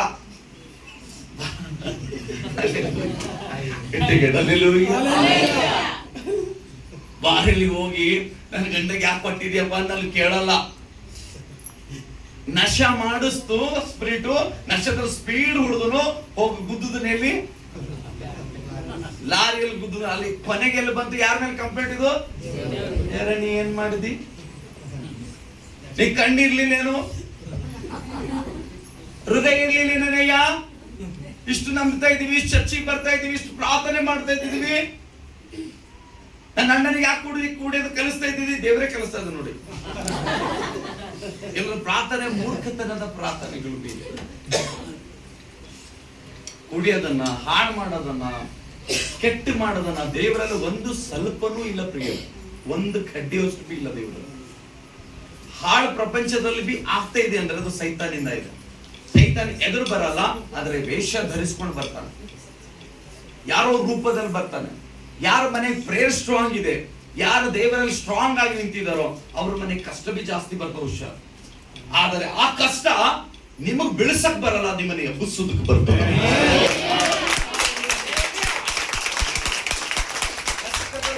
ಬರ್ಲಿ ಬಿಡ್ರಿ, ಅದು ಬರ್ತಾ ಇದೆ, ಒಂದ್ ಕಡೆ ಹೋಗ್ತಾ ಇದೆ, ಅದ್ರ ಒಳಗಡೆ ನಿಮ್ಮನ್ನ ತುರುಕಕ್ಕೆ ದೇವ್ರು ಬಿಡಲ್ಲ, ಅಪ್ಪಣೆ ಕೊಡಲ್ಲ. ಯಾಕೆ ಗೊತ್ತಾ? ಕಷ್ಟ ನಿನಗೇನಾದ್ರೂ ಬಂದ್ರೆ ಅದು ನಿನಗೆ ತಳ ಹಾಕಿ ಮುಚ್ಚಾಕಿ ನಿನಗೆ ಅದ್ರ ಮೇಲೆ ಅದು ಸೇವಾ ಕೊಡುತ್ತಲ್ಲ. ಕಷ್ಟ ನಿನಗೆ ತಳ ಹಾಕಕ್ ಬಂದ್ರೆ ಒಂದು ಕಡೆಯಿಂದ ದೇವರು ಎಬ್ಬಿಸೋದಕ್ಕೆ ಪ್ರಯತ್ನ ಮಾಡ್ತಾ ಇದ್ದಾರೆ. Hallelujah, hallelujah, hallelujah. ನಿಮ್ಮ ಆಶೀರ್ವಾದದಲ್ಲಿ ಹಲವಾರು ಡೌಟ್ ನೀವು ಮಾಡಿರ್ಬೋದು, ಚರ್ಚಿಗೆ ಬರ್ತಾ ಬರ್ತಾ ಡೌಟ್ ಮಾಡಿರ್ಬೋದು, ಏನಪ್ಪಾ ಈ ಚರ್ಚಿಗೆ ಬರೋದ್ರಿಂದ ನಾನು ಏನಾದ್ರು ಚೇಂಜ್ ಆಗ್ತಾ ಇದ್ದೀನಾ, ಅಥವಾ ನನ್ನ ಜಾತಿ ಚೇಂಜ್ ಆಗಿದೆಯಾ, ನನ್ನ ಧರ್ಮ ಚೇಂಜ್ ಆಗಿದೆ? ಇಲ್ಲ. ಯೇಸು ಜಾತಿ ಕುಲ ಗೋತ್ರಗಳು ಚೇಂಜ್ ಮಾಡಕ್ ಬಂದ ದೇವರಲ್ಲ. ನಿನ್ನಲ್ಲಿರುವಂತ ಕೆಟ್ಟ ಗುಣಗಳನ್ನು ಅದನ್ನ ತೆಗೆದಿಕ್ಕಿ ಶುದ್ಧ ಗುಣ ರೆಡಿ ಮಾಡೋದಕ್ಕೆ ದೇವರನ್ನು. ಅದಕ್ಕೆ ಮೂರನೇದವ್ರು ಏನಾದ್ರು ಅಂತ ಇದ್ರೆ, ನಮಗೆ ಬೈತಾ ಇದ್ರೆ, ಅವ್ರ ಜಾತಿನೇ ಚೇಂಜ್ ಮಾಡ್ಕೊಂಡ್ರು, ಮನಸ್ಸೇ ಚೇಂಜ್ ಆಯ್ತು, ಅವ್ರು ಯೇಸುನ ನಂಬ್ತಾ ಇದ್ದಾರೆ, ಅವ್ರು ನಮ್ಮವರಲ್ಲ. ಯಾವಾಗ ಕರೆಕ್ಟ್ ಆಗಿ ನೀನ್ ನಡೆಯಕ್ ಪ್ರಾರಂಭ ಮಾಡ್ದೋ, ಇಡೀ ಜಗತ್ತು ನೀನು ದ್ರೋಹ ಮಾಡಕ್ ಪ್ರಾರಂಭ ಮಾಡ್ದೋ. ಕರೆಕ್ಟ್ ಆಗಿ ನೀನು ಪಾಪದಲ್ಲಿದ್ದಾಗ ನಿನಗೆ ಯಾರು ಕೆಣಕಿಲ್ರಿ. ನಿಮಗೆ ಬಾರಲ್ಲಿ ಹೋಗಿ ನೀನು ಗಂಡ ನಿಂತ್ರೆ, ಮನೆಯಲ್ಲಿ ಗಲಾಟೆ ಆಗ್ತಾ ಜಗಳ ಆದ್ರೆ ಅಲ್ಲಿ ಯಾರು ಹೋಗಿ ನಿಂದ್ರಲ್ಲ. ಗಂಡ ಹೆಂಡತಿ ಗಲಾಟೆಗಳನ್ನು ಫೈಟ್ ಜಗಳ ನಡೀತು, ಕುಟುಂಬದ ಅಣ್ಣ ತಮ್ಮರು ಕುಡಿದು ಜಗಳ ನಡೀತಂದ್ರೆ ಅವ್ರನ್ನ ಬಚಾವ್ ಮಾಡೋದಕ್ಕೆ, ಅವ್ರನ್ನ ಬಿಡಿಸ್ಕೊಳಕ್ಕೆ ಯಾರು ಬರಲ್ಲ. ಇವತ್ತು ಬೈಬಲ್ ಹಿಡ್ಕೊಂಡು ಚರ್ಚಿಗೆ ಬಂದ್ರೆ, ಪ್ರಾರ್ಥನೆ ಮಾಡ್ಕೊಂಡ್ರೆ, ಒಳ್ಳೆ ಮನಸ್ಸಾದ್ರೆ, ಒಳ್ಳೆ ಗುಣನ ಒಳಗ್ ಬಂದ್ರೆ ಎಲ್ಲರ ಒಳಗಲ್ಲಿ ಬೆಂಕಿ ಬೆಂಕಿ ಬೆಂಕಿ, ಎಲ್ಲರ ಒಳಗಡೆ ಅದು ನೋವು. ಯಾಕೆ ಗೊತ್ತಾ? ಇವ್ರು ಒಳ್ಳೇದಾಗ್ತಾ ಇದಾರೇನೋ, ಇವ್ರು ಏಸಪ್ಪ ನಂಬ್ತಾ ಇದಾರೇನೋ, ಏಸಪ್ಪ ನಂಬಿ ಯಾರ ಮನೆ ಹಾಳು ಮಾಡ್ತಾ ಇಲ್ಲ. ಮನಸ್ಸು ಪಾಪದಲ್ಲಿದ್ದು ಶುದ್ಧ ಮಾಡ್ಕೊಂಡಿದ್ದೀವಿ. ನಮಗ್ ಕಷ್ಟ ಬಂದಾಗ ಯಾರು ಬಚಾವ್ ಮಾಡ್ಲಿಲ್ಲ. ಏಸಪ್ಪನ ಹತ್ರ ಬಂದ ನಾವು ಬಚಾವಾದಿವಿ. ನಮ್ಮ ಇಕ್ಕಟ್ಟು ಸಮಯದಲ್ಲಿ ಬಿದ್ದಾಗ ಯಾರು ನಮ್ಮನ್ನ ಬಿಡಿಸಲಿಲ್ಲ. ಏಸಪ್ಪನ ನಂಬಿದಿವಿ, ನಾವು ಬಚಾವಾದಿವಿ. ಇವತ್ತು ಅನೇಕರು ದೇವ್ರ ಮೇಲೆ ಕಂಪ್ಲೇಂಟ್ ಮಾಡ್ತಾರೆ. ಎಲ್ಲ ದೇವರಿಂದೇ ಆಯ್ತು, ದೇವರಿಂದೇ ಆಯ್ತು, ದೇವರಿಂದೇ ಆಯ್ತು, ದೇವರೆಲ್ಲ ಹಾಳು ಮಾಡ್ತಾರೆ. ನಮ್ಗೆ ದೇವ್ರಿಗೆ ಹಾಳು ಮಾಡೋದು ಟೈಮ್ರೇ ಇಲ್ಲದ ನಿಮಗೆ. ನೀನ್ ಇನ್ನೊಬ್ಬರನ್ನ ಹಾಳು ಮಾಡಿಲ್ಲ ಅಂದ್ರೆ ದೇವ್ರು ನಿನಗೆ ಯಾಕೆ ಹಾಳು ಮಾಡ್ತಾನೆ? ಇಲ್ಲ, ನೀನ್ ಯಾವ್ದು ಸ್ಪೆಷಲ್ ಪ್ರಿಯ ದೇವಜನ, ಯಾವ್ದು ಸ್ಪೆಷಲ್ ಇಲ್ಲ. ಇಲ್ಲ, ನಿಮಗೆ ಯಾಕೆ ದೇವ್ರ ಹಾಳು ಮಾಡ್ಬೇಕು? ದೇವ್ರಿಗೆ ಹಾಳು ಮಾಡೋ ಸೌಲಭ್ಯ ಅವಶ್ಯಕತೆ ಇಲ್ಲ. ಹಾಳು ಮಾಡ್ತಾ ಇದ್ದಾನೆ ಅಂದ್ರೆ ಶಿಲ್ಪೆ ಮೇಲೆ ಜೀವ ಕೊಡ್ತಾ ಇದ್ದಿಲ್ಲ ದೇವರು ನಮ್ಗೆ. ದೇವರಲ್ಲಿ ಒಂದು ಸ್ವಲ್ಪನಾದ್ರೂ ಹಾಳಾಗುವಂತದ್ದು ಪರಂಪರೆ ಇಲ್ಲ ದೇವರಿಗೆ. ದೇವರಿಗೆ ನಂಬೋರಿಗೆ ಹೆಂಗ್ ಬರ್ತಾ ಹಾಳು ಮನಸ್ಸು ಬರೋದಿಲ್ಲ. ನಿನ್ನಲ್ಲಿ ವಾಕ್ಯ ಇತ್ತೋ, ಪ್ರಾರ್ಥನೆ ಇತ್ತೋ, ಭಯಭಕ್ತಿ ಇತ್ತೋ, ಮಲ್ಲಿ ನೀನ್ ಇನ್ನೊಬ್ಬರನ್ನ ನೋಡಿ ಬಚಾವ್ ಮಾಡ್ಬೇಕಂಬದೇ ಒಂದು ಭಾರ ಬರ್ತದೆ. ಇನ್ನೊಬ್ಬರು ಹಾಳಾಗೋ ಭಾರ ಬರಲ್ಲ. ಇನ್ನೊಬ್ಬರ ರಕ್ಷಣೆದಲ್ಲಿ ಬರ್ಲಿ ಎಂಬುದಾಗಿ ಭಾರ ಬರುತ್ತದೆ. ಅದ್ರ ಮತ್ತೆ ಯಾವುದು ಬರಲ್ಲ. ಆಶೀರ್ವಾದ ಯಾವುದು ಸಂತೆಯಲ್ಲಿ ಓಡಾಡುವಂಥದ್ದು ತರಕಾರಿ ಅಲ್ಲ, ಕೊತ್ತಂಬರಿ ಸೊಪ್ಪಿನ ಬೆಲೆ. 10 ರೂಪಾಯಿ ಕೊಟ್ಟರೆ ಕುಡ್ತಾ ಕುಡಿ ಅನ್ನಂಗ. 20 ರೂಪಾಯಿಗೆ 2 kg ಟಮಾಟ ಇದ್ದಂಗ ಅಲ್ಲ ರೀ. ಆಶೀರ್ವಾದ ಅನ್ನೋದು ನಂಬಿದ್ರ ಮೇಲೆ ಅದು ಶುರು ಆಗೋ ಫಲ ಇದೆ ಪ್ರಿಯ. ನಮ್ಗೆ ಸೋರೋದಿಲ್ಲ. ಒಂದು ಸಲ ಮಾವಿನ ಹಣ್ಣು ಒಂದೇ ಸಲ ಬೀಜ ಹಾಕಿ ಅದನ್ನ ಬೆಳೆಸಿ ಅದನ್ನ ಅಗದಿ ಅದನ್ನ ನಾವು ಒಂದು ಸಾರಿ ಅದಕ್ಕೆ ಪ್ರೊಡಕ್ಷನ್ ಮಾಡಿದ್ರೆ ಸಾಕು, ಅದು ಪುಷ್ ಆಗ್ತದೆ. ಅದ್ರ ಸಮಯಕ್ಕೆ ಅದು ಫಲ ಕೊಡ್ತಾ ಇರ್ತದೆ. ಯೇಸುನಲ್ಲಿ ಹಾಗೆ ನಾನು ನೀನು ಒಂದು ಸಾರಿ ಪಾಪಗಳನ್ನು ಬಿಟ್ಟು ಕೊಟ್ಟಿ ಹೊಸಬನಾಗಿ ಏನಾದ್ರೂ ತಯಾರಾಗಿ ಯೇಸುವಿಗೋಸ್ಕರ ಜೀವನ ಮಾಡಕ್ ತಯಾರಾದ್ರೆ ಒಂದು ಸಾರಿ ನಾವು ಹೂತ್ ಹಾಕಿದ್ರೆ ನಮ್ಮ ಆತ್ಮ ಪಾಪಗಳು ಅವ ಆಟೋಮೆಟಿಕಲಿ ನಮ್ಮ ಶರೀರದಲ್ಲಿ ಫಲ ಹತ್ತೋದಕ್ಕೆ ಪ್ರಾರಂಭವಾಗ್ತದೆ. ನೆಕ್ಸ್ಟ್ ಬೇಡೋದಿಲ್ಲ. ನಾನು ಅದೇ ಹೇಳಿದೆ ಸ್ಟಾರ್ಟಿಂಗ್. ಕೆಲವು ಆಶೀರ್ವಾದಗಳು ನಾವು ಬೇಡೋ ತನಕ ಸಿಗೋದಿಲ್ಲ. ಕೆಲವು ಆಶೀರ್ವಾದಗಳು ನಾವು ಬೇಡ ಅಂದ್ರೆ ನಾವು ಕೊಡ್ಲಿಕ್ಕೆ ದೇವರು ಒಪ್ಪಿಸ್ಲಿಕ್ಕೆ ಹೋಗ್ತಾನೆ. Hallelujah, hallelujah. ಯಾವಾಗ ಶುರುವಿನಲ್ಲಿ ಟೈಮಿನಲ್ಲಿ ದುಃಖ ಆಗ್ತದೆ, ಪ್ರಸವ ವೇದನೆ ಯಾವಾಗ ಪ್ರಾರಂಭವಾಗ್ತದೆ ಗೊತ್ತಾ? ಒಂದು ಪ್ರೆಗ್ನೆಂಟ್ ಲೇಡಿ, ಅವಳು ಪ್ರೆಗ್ನೆಂಟ್ ಭರ್ಪೂರಿಯಾಗಿದ್ದಾಗ ಅವಳಿಗೆ ಸಮಯ ಪ್ರೆಗ್ನೆಂಟ್ ಆಗುವ ಟೈಮಿನಲ್ಲಿ ಇರುವಂತದ್ದು ಮತ್ತೆ ಅವಳಿಗೆ ನೋವಾಗುವ ಸಮಯಗಳು ಹೇಳುತ್ತವೆ. ಕಾರಣ ಅವಳು ಇನ್ನೊಂದು ಮಗುವಿಗೆ ಜನ್ಮ ಕೊಡೋದಕ್ಕೆ ತಯಾರಾಗಿರ್ತಾಳೆ. ಅವಳು ನೋವನ್ನ ಬಹಳ ಮಿತಿಯಾಗಿ ಹೆಚ್ಚುತ್ತದೆ. ಅವಳಿಗೆ ಮುಂಚೆನೂ ನೋವು ಇರ್ತದೆ, ಆದ್ರೆ ಸ್ವಲ್ಪ ಸ್ವಲ್ಪ ಸ್ವಲ್ಪ ಸ್ವಲ್ಪ ನೋವಾಗ್ತದೆ.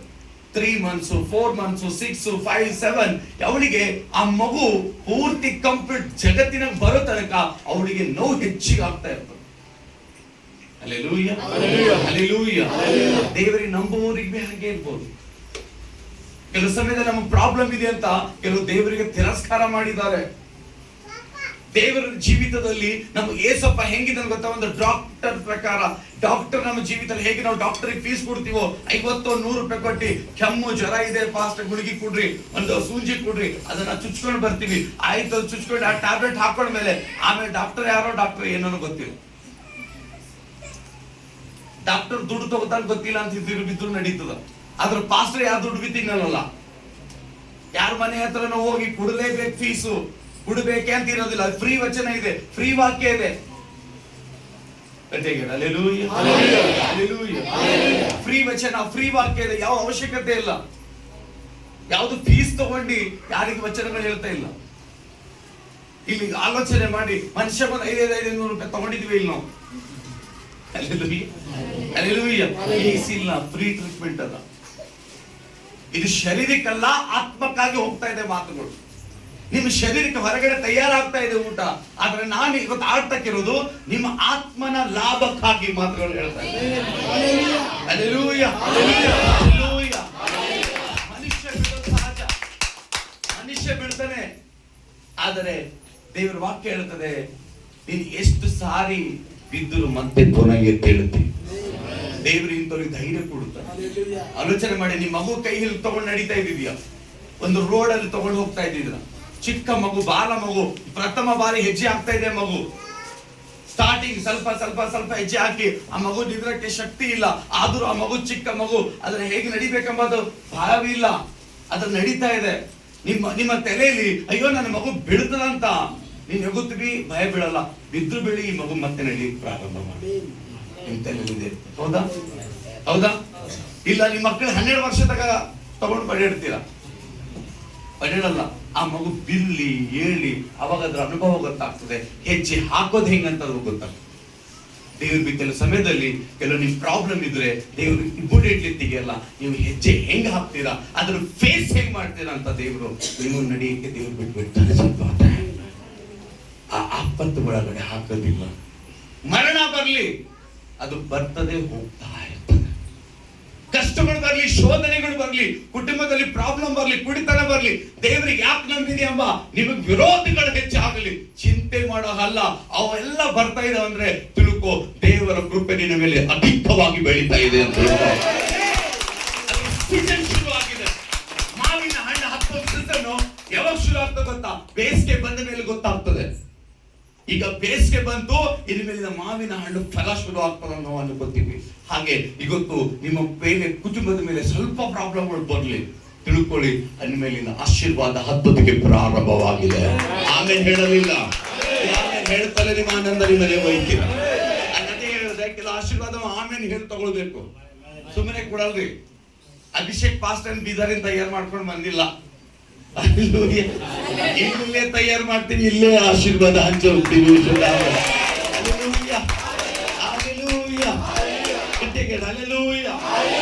ಯಾವಾಗ ನಮ್ಮ ಜೀವಿತ ತಯಾರು ಯಾವಾಗ ಆಗ್ತದೆ ಗೊತ್ತಾ? ನಾವು ರಿಯಾಲಿಟಿ ನಡೆದ ಪಾಪಗಳ ನಟನೆ ಜೀವನ ಬಿಟ್ಟಾಗ, ಆಕ್ಟಿಂಗ್ ಬಿಟ್ಟಾಗ, ದೇವರ ಮೇಲೆ ಸೋಂಬೇರಿ ಸ್ವಭಾವ ಹೇಳಿದಾಗ, ನನ್ನ ಕೈಲಿ ಆಗಲ್ಲ, ನಾನು ಪ್ರೇಯರ್ ಇಲ್ಲ, ನಾನು ಲೇಜಿನೆಸ್, ಚರ್ಚಿಗೆ ಬಾ ನಾನು ಬರಲ್ಲ, ನಂಗೆ ಆ ಪಾಸ್ಟರ್ ಇಷ್ಟ ಇಲ್ಲ, ನಂಗೆ ಈ ಪಾಸ್ಟರ್ ಇಷ್ಟ ಇಲ್ಲ, ನಂಗೆ ಅವ್ರು ಚೆನ್ನಾಗಿಲ್ಲ, ನಂಗೆ ಇವ್ರು ಚೆನ್ನಾಗಿಲ್ಲ, ಹೆಸರು ಮಾಡ್ತಾ ಕಂಪ್ಲೇಂಟ್ ಮಾಡ್ತಾ ಕೂಡೋರ್ ಕುಟುಂಬ ಇವತ್ತು ಉದ್ಧಾರ ಆಗಲ್ಲ. ದೇವರ ವಾಕ್ಯ ಒಂದೇ ಇದೆ, ಅದಕ್ಕೆ ಹೇಳೋರು ಅನೇಕ ನಾಲಿಗೆಗಳಿರ್ಬೋದು. ಅದರ ತಿಳ್ಕೊ, ಅದರ ಒಳಗಡೆಯಿಂದ ಹೊರಡುವ ಶಕ್ತಿ ಒಬ್ಬಂದಿದೆ, ಆಕಾಶ. ತಿಳ್ಕೊ ಪ್ರಿಯ ದೇವಜನ, ಯಾವಾಗ ನಿಮ್ಮ ಜೀವಿತದಲ್ಲಿ ದೇವರಿಗೆ ಸಮರ್ಪಣೆಗೆ ರೈಟ್ ಇಲ್ವೋ, ಆಶೀರ್ವಾದಕ್ಕೆ ನೀನು ನೆಗ್ಲೆಕ್ಟ್ ಮಾಡ್ತಾ ಇದ್ವಿ. ಆಶೀರ್ವಾದ ಹೆಂಗ್ ಬರ್ತದೆ? ನಾನು ಅದೇ ಹೇಳ್ತೇನೆ, ನಡೆಯೋದ್ರಿಂದ, ನಂಬೋದ್ರಿಂದ, ಕರೆಕ್ಟ್ ಆಗಿರೋದ್ರಿಂದ, ಬೇಡೋದ್ರಿಂದ. ಇದರಲ್ಲಿ ಯಾವ್ದು ಸ್ವಭಾವ ನಿನಗಿದೆ? ಬೇಡ್ತಾ ಇದ್ದೀವಿ, ಹೆಂಗ್ ಬೇಡ್ತಾ ಇದ್ದೀವಿ? ಏಸಪ್ಪ ನಮ್ಮ ಮನೆಯಲ್ಲಿ ಆಶೀರ್ವಾದ ಮಾಡಪ್ಪ, ನನ್ನ ಮಗು ಹಿಂಗ್ ಹುಟ್ಟಿದೆಯಪ್ಪ ಆಶೀರ್ವಾದ ಮಾಡು. ಏಸಪ್ಪ ನನ್ನ ಗಂಡ ಕುಡಿತಾನಪ್ಪ, ಏಸಪ್ಪ ನಮ್ಮ ಪರಿವಾರ ಶುದ್ಧ ಮಾಡು. ಯಾವಾಗ ಜಸ್ಟ್ ಪ್ರಾಬ್ಲಮ್ ಆದಾಗ ಮಾತ್ರ ಏಸಪ್ಪ ನೋಡ್ತಾ ಇದ್ದೀವಿ. ಪ್ರಾಬ್ಲಮ್ ಇಲ್ಲಾಗ ಏಸು ಏನ್ ಕಲಿಸೋದ್ರು ಗೊತ್ತಾ ಶಿಷ್ಯಂದರಿಗೆ? ಶೋಧನೆ ಒಳಗಾಗದಂತೆ ಪ್ರಾರ್ಥಿಸ್ರಿ. ಶೋಧನೆ ಬರಲಿಲ್ಲ, ಮುಂಚೆ ಹೇಳಿದ ದೇವರು, ಮುಂಚೆ ಬರೋಕ್ಕಿಂತ ಮುಂಚೆ ರೆಡಿ ಆಗಿರು. ದೇವರು ಯಾವಾಗ್ಲೂ ಎಚ್ಚರವಾಗಿರಿ ಅಂತ ಹೇಳ್ತಾನೆ. ಎದರಲ್ಲಿ ಆತ್ಮದಲ್ಲಿ. ಶರೀರ ಎಲ್ಲ ಮಲ್ಕೊಳ್ಳಿ ಪರವಾಗಿಲ್ಲ, ಆದ್ರೆ ಆತ್ಮದಲ್ಲಿ ನಾವು ಎಚ್ಚರವಾಗಿದ್ದರೆ, ಆತ್ಮದಲ್ಲಿ ನಾವು ದೇವರಿಗೆ ಹುಡುಕೋರಾಗಿದ್ದರೆ, ತಿಳ್ಕೊಳ್ಳಿ, ಗಮನ ಮಾಡಿ, ನಮ್ಮ ಜೀವಿತ ಎಂದಿಗೂ ಸೋಲುವುದಕ್ಕೆ ಬಿಡೋದಿಲ್ಲ.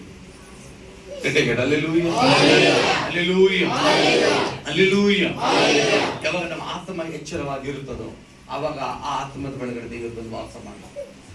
ಕಂಪ್ಲೀಟ್ ನಮ್ಮ ಕೈಲಿ ಆಗಲ್ಲ ದೇವ್ರೆ, ನಮ್ಗೆ ಎಚ್ಚರವಾಗಕ್ಕಾಗಲ್ಲ, ರಾತ್ರಿ ಎದ್ದು ಪ್ರೇಯರ್ ಮಾಡಕ್ಕಾಗಲ್ಲ, ವಾರಕ್ಕೆ ಒಂದ್ಸಲ ಉಪವಾಸ ಮಾಡಕ್ಕಾಗಲ್ಲ.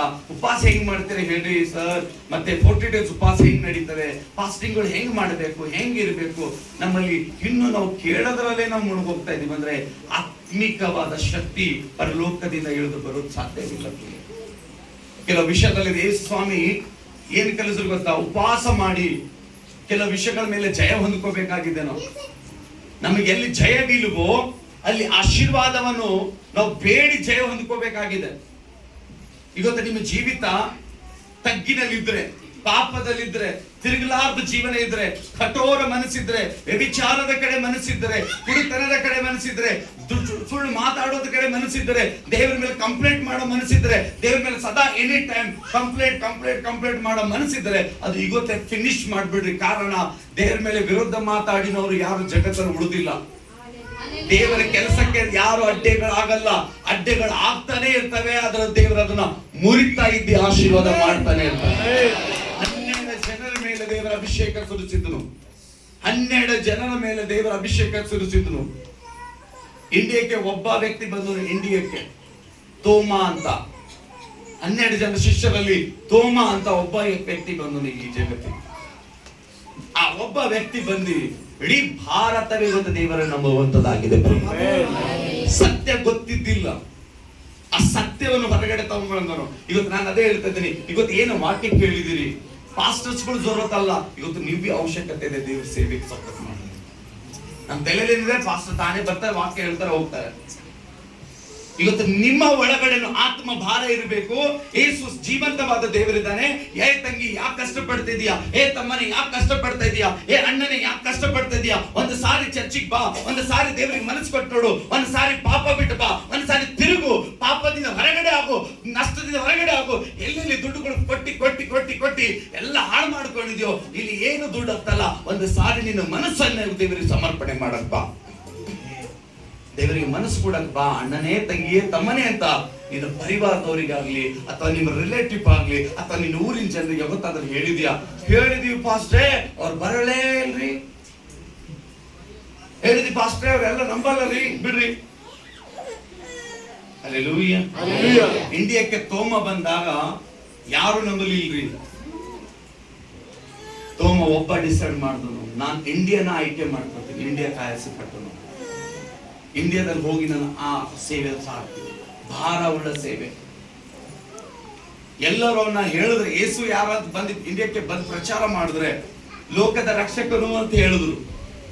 ತೋಮ ಹೇಳಿದ್ರು, ಈ ಲೋಕದ ರಕ್ಷಕನು ಯೇಸು ಇದ್ದಾನೆ, ನಿಮಗಾಗಿ ನನಗಾಗಿ ಜೀವ ಕೊಟ್ಟಿದ್ದಾನೆ. ಆತ ನಂಬೋದಾದ್ರೆ ಪಾಪ, ಶಾಪ, ಎಲ್ಲ ದುಷ್ಟನ ಗುಣಗಳು ಎಲ್ಲ ನಿಮ್ಮಿಂದ ಹೊರಗೆ ಹೋಗ್ತದೆ, ನಿತ್ಯ ಜೀವ ಪಡಿತೀರಾ, ಸ್ವರ್ಗ ನೋಡ್ತೀರ, ಎಲ್ಲ ಮಾತು ಹೇಳಿದ ಮೇಲೂ ಯಾವಾಗ ತೋಮನಿಗೆ ಅವಾಗ ನಂಬಕ್ ಪ್ರಾರಂಭ ಮಾಡಿದ್ರು.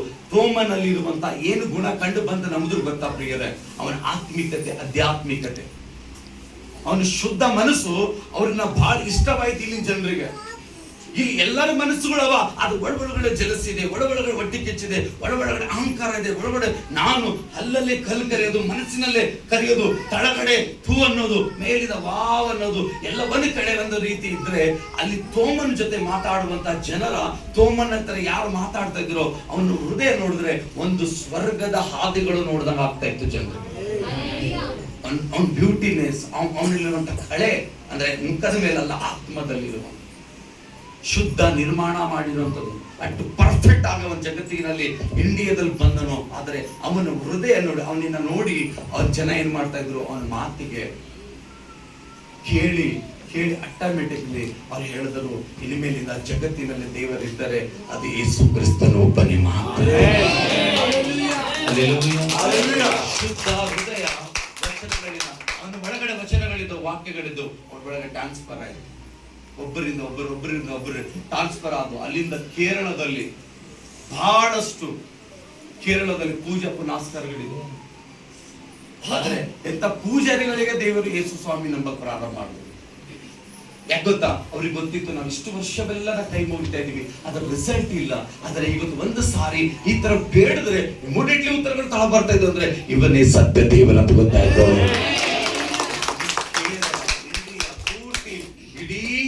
ದೇಶದಂತ ಇವತ್ತು ಯೇಸುನ ನಂಬುತ್ತಾ ಇದ್ದ ಜನ, ಈ ವಾಕ್ಯ ಹೇಳ್ತದೆ, ಎಲ್ಲ ಜಾತಿ ಜನ ಯೇಸುನ ಅಡ್ಡ ಬೀಳ್ತಾರಂತೆ. ಎಲ್ಲಾ ತರದ ಜಾತಿ ಜನಗಳು, ಒಬ್ಬರೇ ಅಲ್ಲ ರೀ, ಎಲ್ಲಾ ತರದ ಜನಗಳು ಯೇಸುನ ಸ್ವೀಕಾರ ಮಾಡ್ತಾರೆ. ಲಾಸ್ಟ್ ಟೈಮ್ ಅದ್ರ ಶುರು ಆಗಿದೆ. ಅವರೆಲ್ಲ ಹೆಂಗಾಗ್ತಾರೆ? ಸತ್ಯ ಅವ್ರಿಗೆ ಗೊತ್ತಿಲ್ಲ ಪಾಪ. ನೀವು ಸತ್ಯ ಹೋಗಿ ಹೇಳಿ, ಕ್ರಿಶ್ಚಿಯನ್ ಆಗ್ಬೇಡ್ರಿ. ಅವರು ಕ್ರಿಶ್ಚಿಯನ್ ಹೇಳಿ, ಕ್ರಿಶ್ಚಿಯನ್ ಎಲ್ಲ, ನೀವು ಕ್ರಿಸ್ತನರಲ್ಲ. ನಿಮ್ಮ ಮನಸ್ಸು ಶುದ್ಧ ಮಾಡ್ಕೊಂಡು ಸಾಕಷ್ಟೇ, ಅದೇ ದೇವರಿಗೆ ಸಮರ್ಪಣೆ ಆಗಿದೆ. ಜಾತಿ ಕುಲ ಏನ್ ಮಾಡಕ್ ಬಂದಿಲ್ಲ ದೇವರಲ್ಲ ನಮ್ಮ ದೇವರು. ಧರ್ಮ ಚೇಂಜ್ ಮಾಡಕ್ ಬಂದಿರೋ ದೇವರು ನಮ್ಮ ದೇವರಲ್ಲ. ನಮ್ಮ ದೇವರು ಮನಸ್ಸುಗಳನ್ನು ತೊಳೆದು ಶುದ್ಧ ಮಾಡಲಿಕ್ಕೆ ಬಂದಿದ್ದಾರೆ.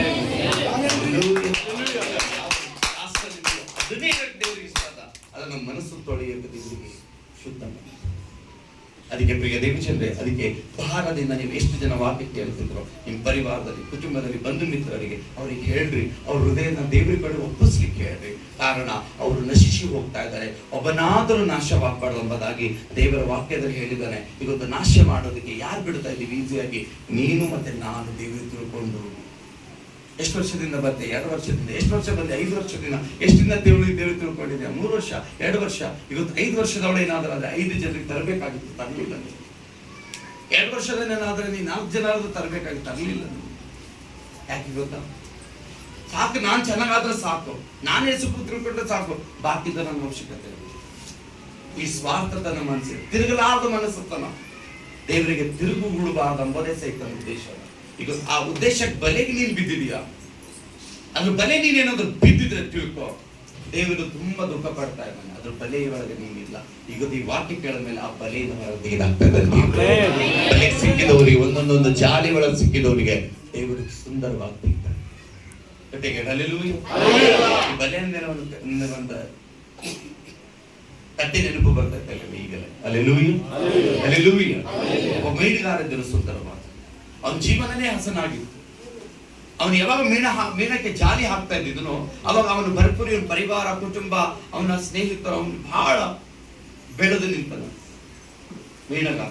ಒಂದು ದಿವಸ ಅವನೇನ್ ಮಾಡಿದನು ಗೊತ್ತಾ? ಡಿಸೈಡ್ ಆಗಿ ಅವನು ಒಂದು ಯಾವಾಗ ಯಥಾರ್ಥವಾಗಿ ಸಮುದ್ರಕ್ಕೆ ಹೋದಾಗ ಬಲೆಗಳು ಹಾಕ್ತಾ ಇದ್ದನು, ಬಲೆಗಳಿಂದ ಮೀನು ಸಿಗ್ತಾ ಇದ್ವು, ಆ ಮೀನುಗಳು ಸಿಕ್ಕಿದ ಮಾರ್ತಾ ಇದ್ದನು, ರೇಟ್ಗಳು ತಂದು ಬೇರೆ ಬೇರೆ ಬೇರೆ ಕಡೆಯಿಂದ ಮಾರ್ತಾ ಇದ್ವು. ಒಂದು ದಿವಸ ಏನಾಯ್ತು, ಸೇಮ್ ಯಾವಾಗ ಮಾಡಿದ ಪ್ರಕಾರ ಮಾಡ್ದನು, ಬಲೆ ಹಾಕಿದನು. ಬಲೆ ಹಾಕಿದ ಮೇಲೆ ಆ ಬಲೆ ಒಳಗಡೆ 2 ತಾಸು ಆಯ್ತು, ಎಲ್ಲ ಮೀನುಗಳು ಸತ್ತು ಹೋಗಿದೆ, ಅದು ಒಂದೇ ಮೀನ ಜೀವಂತ ಇತ್ತು, ಒಂದೇ ಮೀನ ಜೀವಂತವಿತ್ತು. ಆ ಮೀನುಗಾರನಿಗೆ ರಿಕ್ವೆಸ್ಟ್ ಮಾಡ್ತದ, ಅದು ಮೀನ ಹೇಳ್ತದೆ, ಮೀನ ನೀನ್ ಎಲ್ಲ ಯಾವಾಗಲೂ ನನ್ನ ಸಂತತಿಗೆ ನೀನು ತಗೊಳ್ತೀಯ, ಎಲ್ಲರನ್ನ ತಗೊಳ್ತೀಯ, ನಿನಗೆ ಯಾರು ಒಪ್ಪಂದ ಮಾತನಾಡಲಿಲ್ಲ, ಒಂದು ಸಾರಿ ನನಗೆ ಬದುಕಕ್ಕೆ ಬಿಡು. ಅಲ್ಲೆಲೂಯ್ಯ. ಆತನ ಪೂರ್ತಿಯಾದಂತ ಅವನ ಜಾಲೆ ಬಹಳ ಸಾವಿರಾರು ರೂಪಾಯಿದು ಜಾಲೆ ಇತ್ತಂತೆ. ಯಾಕಂದ್ರೆ ಆ ಜಾಲೆ ಒಳಗಡೆ ಎಷ್ಟು ಬಿ ಸಿಕ್ ಬೀಳಲಿ ಅದನ್ನ ಹೊರಗಡೆ ತಗೊಂಡ್ಬರೋದಕ್ಕೆ ಆ ಜಾಲೆ ಇಷ್ಟು ಇತ್ತು. ಅದ ಕಟ್ಟಾದ್ರೆ ಒಂದು ಕಡೆ ಏನಾದ್ರೂ ಕಟ್ಟಾಯ್ತೋ ಆ ಜಾಲೆ ಒಳಗಡೆ ಯಾವ ಮೀನುಗಳು ಹಿಡಿಯಲ್ಲ, ಸಿಗಲ್ಲ. ಅಷ್ಟು ಪವರ್ಫುಲ್ ಬೇರೆ ಕಡೆಯಿಂದ ಮನುಷ್ಯರು ತರಿಸ್ಕೊಂಡಿದ್ದಂತ ಜಾಲೆ. ಈಗ ಆ ಜಾಲೆ ಒಳಗಡೆ ಎಲ್ಲಾ ಮೀನುಗಳು ತೆಗಿತಾ ಇದ್ದಾನೆ, ಹೊರಗಡೆ ತೆಗಿತಾ ಇದ್ದಾನೆ. ಆದ್ರೆ ಒಂದು ಮೀನಕ್ಕೆ ಜೀವಂತವಾಗಿ ಬಡದಾಡ್ತಾ ಇದೆ, ನೀರಿಲು ದುರ್ಬಿಯದು. ಅದ ಕಾರಣ ಅವನಿಗೆ ರಿಕ್ವೆಸ್ಟ್ ಮಾಡ್ತಾ ಇದೆ, ನನಗೊಂದ್ಸಲ ಬದುಕಕ್ಕೆ ಬಿಡು. ಅಲ್ಲೆಲೂಯ್ಯ. ಅದನ್ನ ಬದುಕಕ್ಕೆ ಬಿಡು ಅಂದ ಮೇಲೆ ಆಗ ಆ ವ್ಯಕ್ತಿ ಎಲ್ಲಾ ಮೀನುಗಳು ತೆಗಿತಾ ಇದ್ದಾನೆ, ಅವು ಈಸಿಯಾಗಿ ಬರ್ತಾ ಇದೆ, ಆದ್ರೆ ಆ ಮೀನು ಬರಲಿಲ್ಲ. ಆ ಮೀನು ಬರಲಿಲ್ಲ. ಆ ಮೀನು ಅದನ್ನ ಮುಖಕ್ಕೆ, ಅದನ್ನ ಹಲ್ಲಿಗೆ ಸಿಕ್ಕಾಕೊಂಡು ಬಹಳ ಬಿಗಿಯಾಗಿತ್ತು. ಅದನ್ನ ಕಡೆಗೆ ಆ ಮೀನುಗಾರ ಅದನ್ನ ಬಲಿ ಕಟ್ ಮಾಡ್ಬೇಕಂತ ಪರಿಸ್ಥಿತಿ ಬಂತು. ಈಗ ಜಾಸ್ತಿ ಟೈಮ್ ತಗೊಂಡ್ರೆ ಆ ಮೀನು ಸತ್ತು ಹೋಗ್ತದೆ. ಅದಕ್ಕೆ ಅವನೇನ್ ಮಾಡಿದನು, ಟೈಮ್ ಹಿಂದೆ ಮುಂದೆ ಏನು ನೋಡಲಿಲ್ಲ, ಅವನು ಆ ಬಲೆಯನ್ನ ಕಟ್ ಮಾಡ್ದನು. ಕೆಲವು ಸಮಯದಲ್ಲಿ ನಾನು ಹೇಳುವಾಗ ನಿನ್ನ ದೇವರು ನಾವು ಯಾವ್ದಾದ್ರು ಬಲೆದಲ್ಲಿ ಸಿಕ್ಬಿದ್ದಿದ್ರೆ ಬಿಡಿಸುವುದಕ್ಕೆ ಎಷ್ಟು ಬಿ ಪ್ರಯತ್ನ ಪಡ್ಲಿ, ಎಷ್ಟು ಬಿ ಕಷ್ಟಗಳಾಗಲಿ, ದೇವರು ನಮ್ಮ ಬಲೆಗಳನ್ನು ತೆಗೆದು ಹಾಕುವಂತ. ಸೈತಾನ ಎಷ್ಟೇ ಬಲೆಗಳು ಹಾಕಲಿ, ಸೈತಾನ ಎಷ್ಟೇ ಹಿಂಸೆ ಕೊಡಲಿ, ಕುಟುಂಬದಲ್ಲಿ ಎಷ್ಟೇ ಸಮಸ್ಯೆಗಳು ಮಾಡಲಿ, ಎಷ್ಟೇ ನೋವುಗಳು ಕೊಡಲಿ, ಆದ್ರೂ ಬಿ ದೇವರು ಆ ಬಲೆಗಳನ್ನು ಕಟ್ಟು ಮಾಡ್ತಾನೆ. ಅದರ ಆ ಜೀವಕ್ಕೆ ಹಾನಿ ಮಾಡಬಿಡೋದಿಲ್ಲ.